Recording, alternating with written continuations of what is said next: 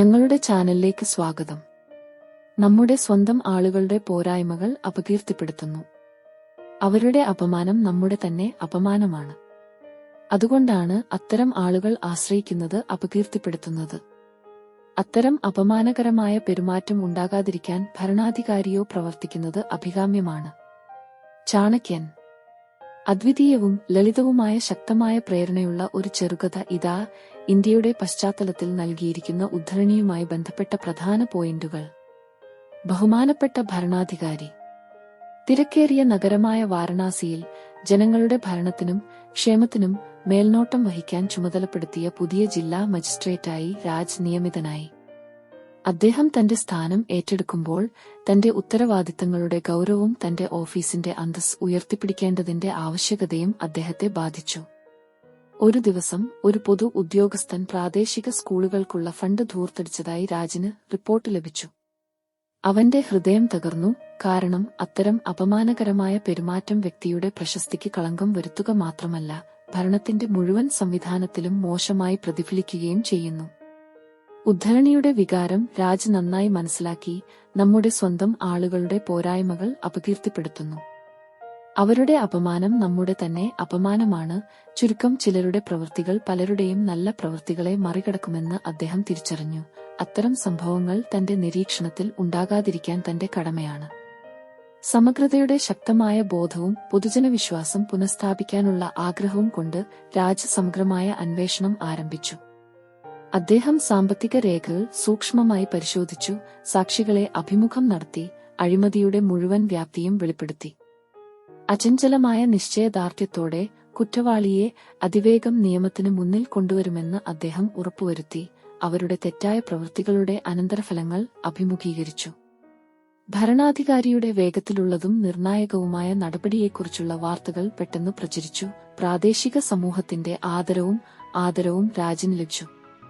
പൊതുസേവനത്തിന്റെ ഏറ്റവും ഉയർന്ന നിലവാരം ഉയർത്തിപ്പിടിക്കുന്ന തന്റെ പ്രതിബദ്ധതയിൽ കഴിവുള്ള മാത്രമല്ല, ഉറച്ചുനിൽക്കുന്ന ഒരു നേതാവിനെ അവർ അവനിൽ കണ്ടു.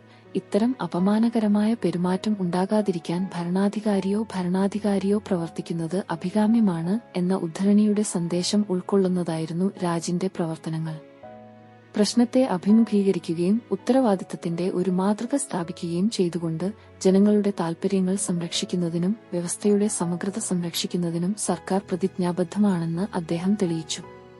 പൊതുസ്ഥാപനങ്ങളുടെ ബഹുമാനവും പ്രശസ്തിയും നിലനിർത്തേണ്ടതിന്റെ പ്രാധാന്യം മനസ്സിലാക്കുന്ന ഇന്ത്യയിലെ ഒരു ഭരണാധികാരിയുടെ അതുല്യവും ലളിതവുമായ ശക്തമായ പ്രചോദനം ഈ കഥ എടുത്തുകാണിക്കുന്നു.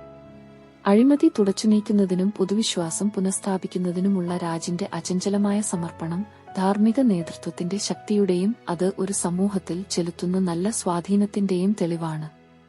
1. ഞങ്ങൾ എല്ലാവരും ബന്ധപ്പെട്ടിരിക്കുന്നു. ഒരു ഗ്രൂപ്പിലെ വ്യക്തികളുടെ പ്രവർത്തനങ്ങൾ മുഴുവൻ ഗ്രൂപ്പിലും പ്രതിഫലിക്കുന്നതെങ്ങനെയെന്ന് ഉദ്ധരണി എടുത്തുകാണിക്കുന്നു.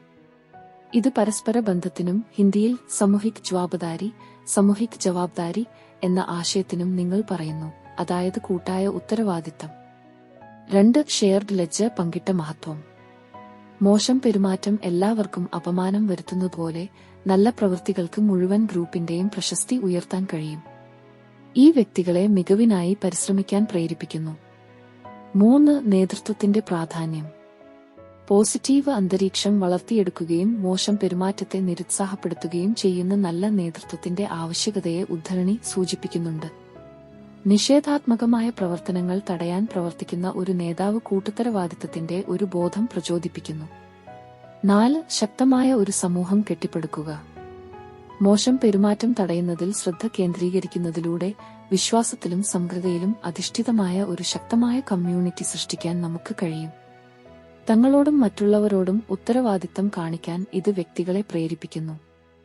5. വ്യക്തിപരമായ ഉത്തരവാദിത്തം. അടിസ്ഥാന സന്ദേശം വ്യക്തമാണ്.